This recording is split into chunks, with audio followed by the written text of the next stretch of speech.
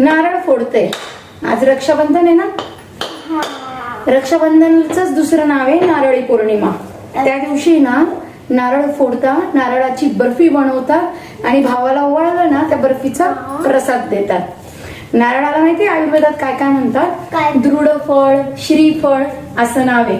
देवाला तर आवडतच, परंतु नारळाच्या झाडाला कल्पतरू पण म्हणतात. आता आपण ह्या नारळाच्या ज्या शेंडा असतो ना त्या काढतो, त्याचे जे पानं असतात ते सगळे वेगळ्या वेगळ्या कामांसाठी वापरले जातात. नारळाचे हे कवच आहे ते पण खत म्हणून वापरता येतात किंवा सौंदर्याच्या वस्तूंसाठी. आणि त्याच्यामधलं खोबरं आणि पाणी ते सुद्धा औषधी आहे. आता तुला किती कळेल काय माहिती, पण मी तुला सांगते. नारळ हा गोड रसाचा असतो, पचायला गोड असतो आणि जरासा जड पण असतो. नारळामधला जो मगज असतो हा शरीरातला मांसधातू वाढवायचं काम करतो. तर जे लोक नॉनव्हेज खात नाही परंतु ज्यांच्यामध्ये खूप जास्त कमजोरी आहे अशा लोकांना मांस वाढवण्यासाठी नारळाचा खूप जास्त उपयोग होतो. दुसरं नारळामधलं महत्वाचं आहे पाणी.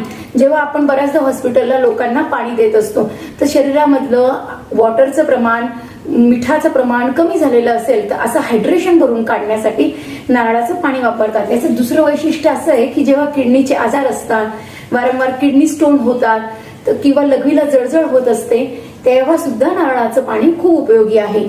तिसऱ्या ट्रायमेस्टरमध्ये म्हणजे 7वा, 8वा, 9वा महिना जेव्हा गर्भवतीचा असतो आणि बाळाला त्याच्या भोवती पुरेसं पाणी निर्माण होत नसेल, ज्याला गर्भोदक म्हणतात, तर ते वाटण्यासाठी देखील नारळाचं पाणी, नारळाचं खोबरं याचा फार उपयोग होतो. नारळाचं जे खोबरं असतं त्याच्यामध्ये मॅग्नेशियम, सेलेनियम असतं जे आपलं स्ट्रेस कमी करतं, इव्हन त्वचेचा स्ट्रेस कमी करतं. आणि नारळाचं वैशिष्ट्य असं आहे की नारळाचा नित्य वापर केल्याने बुद्धी सुद्धा चांगली होते. शरीरातल्या रक्ताची उष्णता, पित्ताची उष्णता, वाढलेला वात नारळ कमी करतं. पण ज्यांना वारंवार कफाचे त्रास आहे, सर्दी आहे, ताप आहे अशा अवस्थेत मात्र नारळ खाल्लं नाही पाहिजे. त्यामुळे नारळाचा हा खूप जास्त उपयोग आहे. शरीर थकल्यावर, शरीराला आजारातून बरे होत असताना नारळाच्या भरपूर औषधी कल्पना वापरले जातात. याचं तेल केसांसाठी केश्य आहे हे माहितीच आहे, परंतु तुम्ही हे घरी बनवलेलं तेल असेल तर अजून उत्तम, कारण बाजारातल्या तेलामध्ये हे प्रिझर्वेटिव्ह असतात. म्हणून ताजं तेल असेल तर फार उत्तम. याशिवाय ऍसिडिटीचं रामबाण औषधांमध्ये नारळाचा खूप महत्वाचा समावेश आहे.